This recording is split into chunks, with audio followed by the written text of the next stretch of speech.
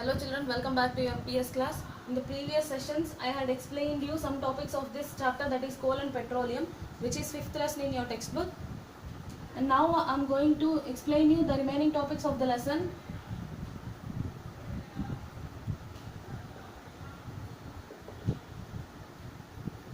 Now we are going to discuss about the formation of coal and its characteristics and the constituents of coal. Okay, coal, it is as hard as a stone.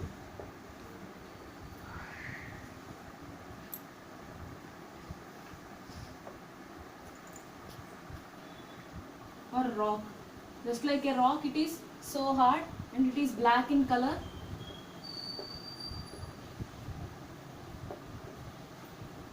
So these are the characteristics of coal and its uses. It is used as a fuel in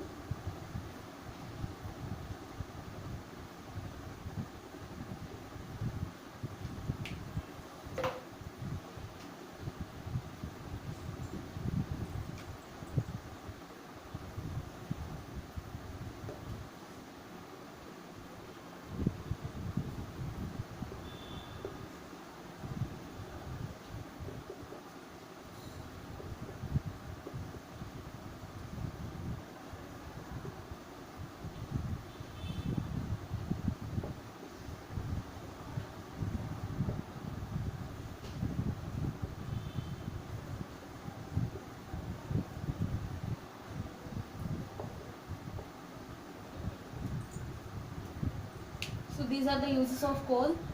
See, it is used as a fuel in many industries. What is meant by a fuel?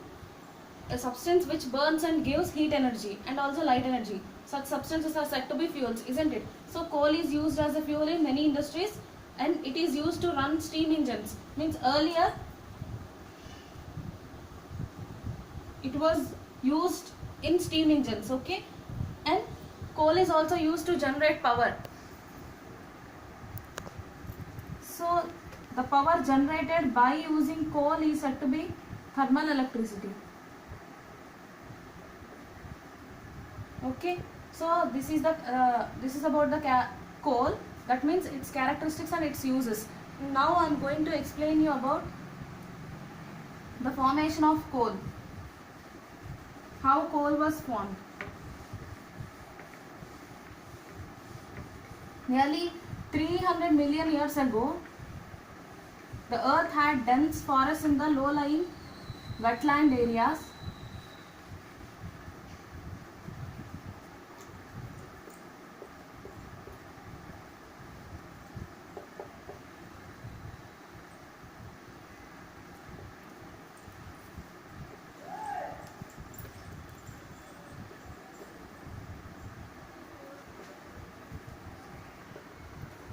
You know very well how a forest will be.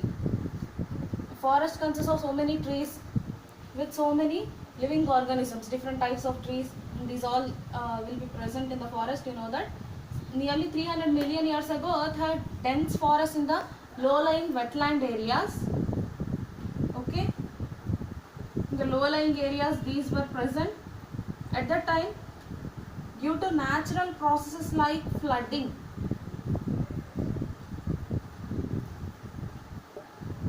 or earthquakes.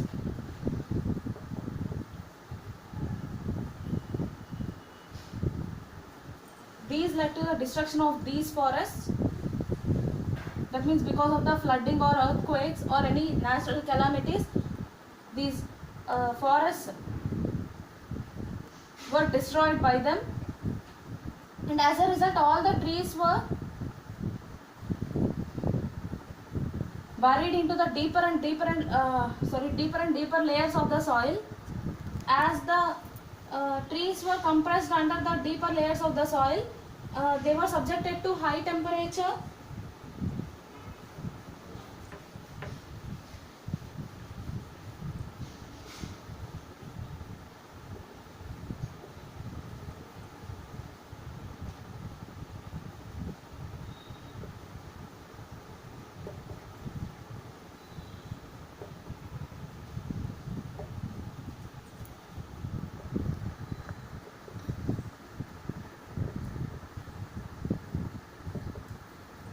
These three conditions led to the conversion of the dead vegetation into coal.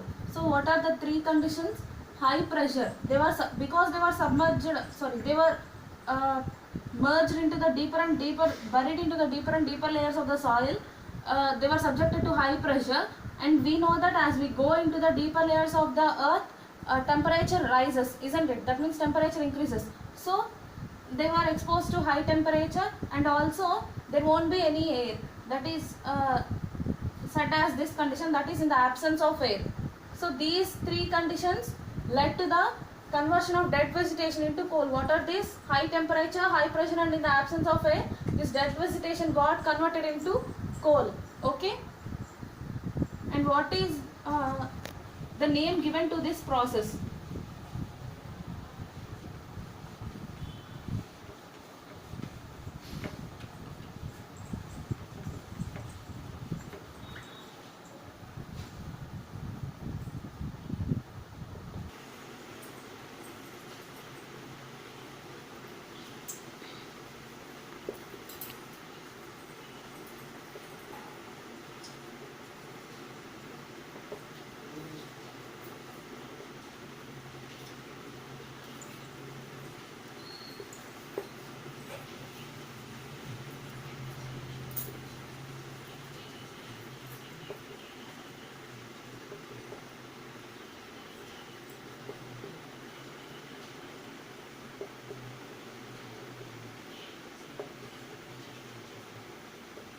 Children, because coal mainly contains carbon, that is why this slow process of conversion of dead vegetation, that means dead forests, dead trees and those all, the slow process of conversion of dead vegetation into coal is called carbonization. Okay, that means formation of coal is called, that process is given a name, that is carbonization. And why it is given this name only? Because coal mainly contains carbon. So this is about the formation of coal. Okay, now I had explained you what are the characteristics of coal and its uses, and also how coal is formed and what is that process called, and why we only that name is given to the formation of coal. Okay, these topics we discussed now, and now I am moving to the other topics, that is, so okay, coal has formed. And these coal will be dug out from the ground. It is extracted from the ground.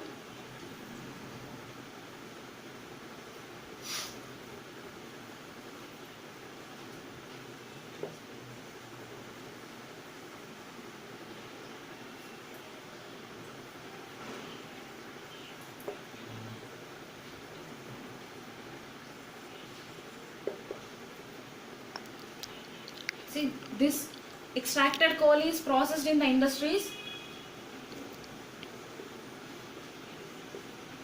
and thus three constituents will be obtained from the coal. What are those? Coke, coal tar and coal gas. So these are said to be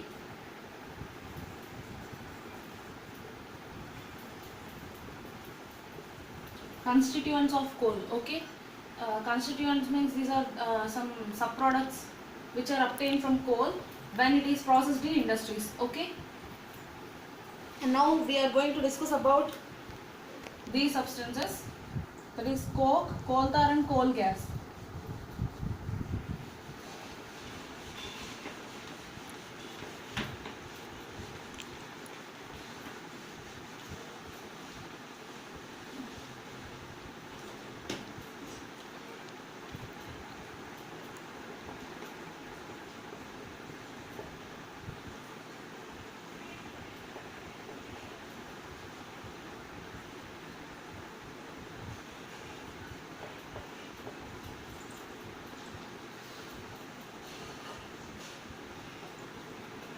So the characteristics of coke are, it is also hard and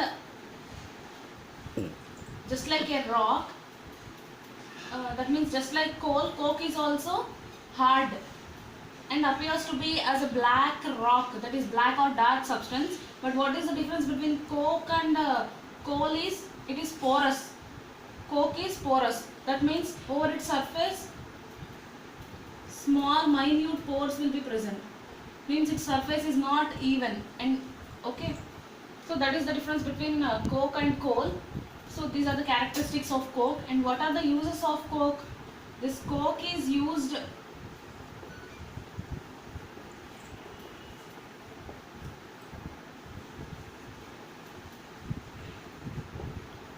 in the extraction of metals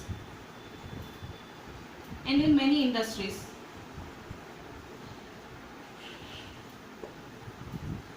This coke is used as a fuel in many industries, and also it is used in the extraction of metals. So this is about the these are the characteristics and uses of coke. Okay. And next we are going to discuss about coal tar.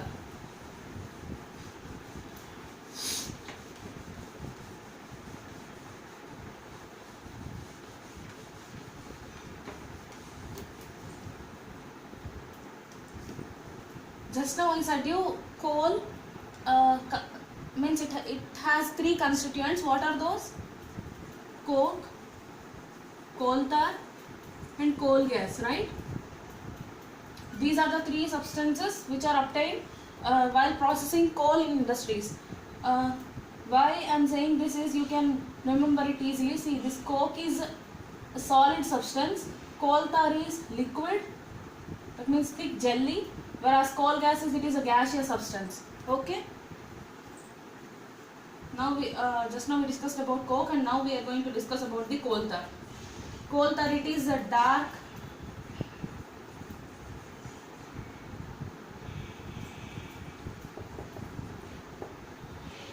thick liquid. This coal tar is used in the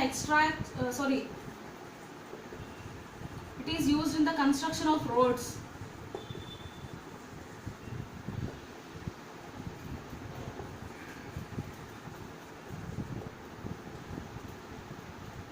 In some places we can see tar roads, right? We can find tar roads. That tar is obtained from this coal, and that is called as coal tar.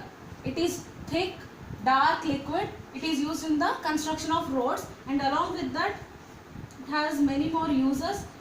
That is, it is a mixture of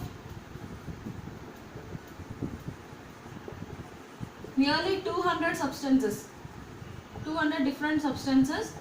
This coal tar is a mixture of 200 different substances.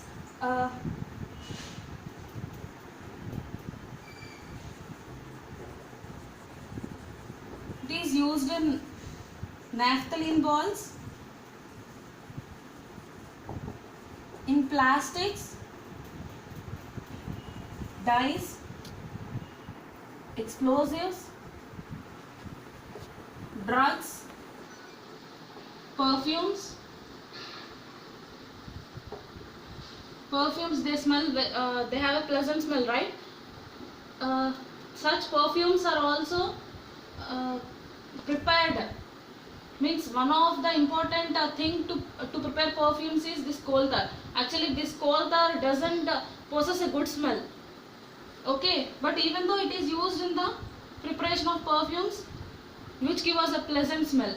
Okay, so these it is having a number of uses. That means it is a mixture of 200 different substances, and it is used in preparing naphthalene balls, plastics, dyes, explosives, perfumes, drugs, and many more are there. Okay, explosives in the sense bombs, you know it very well. Okay, so this is about the coal tar. That means its characteristics and its uses.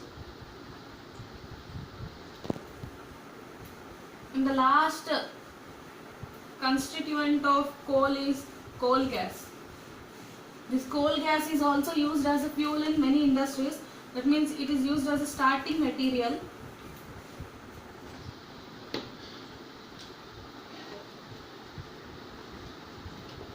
How is this coal gas obtained? See, while processing coal in industries, we get coke, coal tar, these all, right? That means when coal is heated in the absence of air, this coke is obtained. Okay, so at that time one more gas is also obtained, and that gas is nothing but this coal gas. It is also used as a fuel in many industries. That is as a starting material in many industries. Coal gas, you know about the characteristics of gas. Okay. One more thing, important thing here you need to know is what is the difference between coke and coal. Already I said you one difference. What is that? Coal, its surface is uniform and even, whereas coke, its surface is porous, right? And one more difference is coal produce, when compared to coke, coal produce a lot of smoke than the coke. Okay. When compared to coal, this coke produce less amount of smoke. Okay, so that is the use. That is one advantage of coke over the coal. Okay, why? Because when coal is heated in the absence of air, this coal consists of that means it is a raw material, raw substance. It consists of some impurities also. Okay, so when it is heated in the absence of air, all those impurities will be removed. Those will be burnt and those will be released in the form of smoke, and finally those impurities will be removed from coal and a pure substance is obtained, that is coke. Okay, which is free from impurities, and so it produces less amount of smoke when compared to the coal. Okay, so this is about the coal, that means its characteristics and its uses and how it is obtained, and also what are its constituents and what are their characteristics and their uses also I had explained you now. And now I am going to explain you about petroleum. Okay,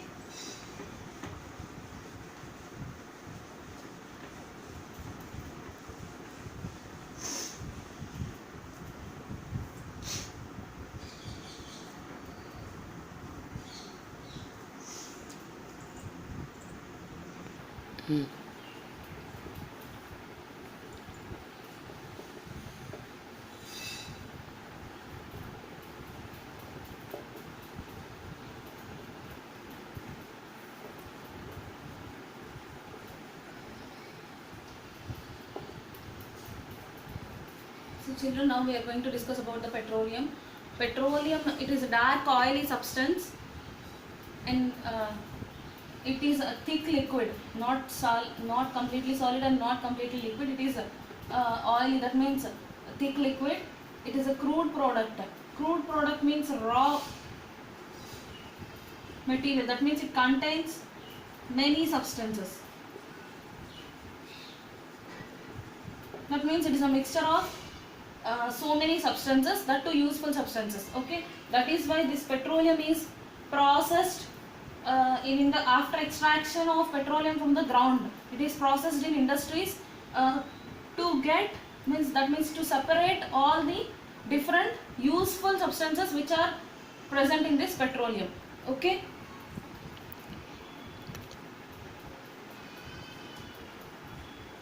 and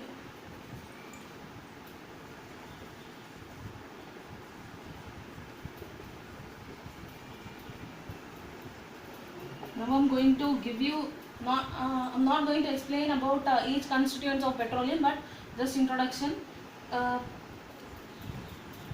From petroleum, kerosene is obtained, paraffin wax is obtained, petrol, diesel, lubricating oil, that means grease. Okay,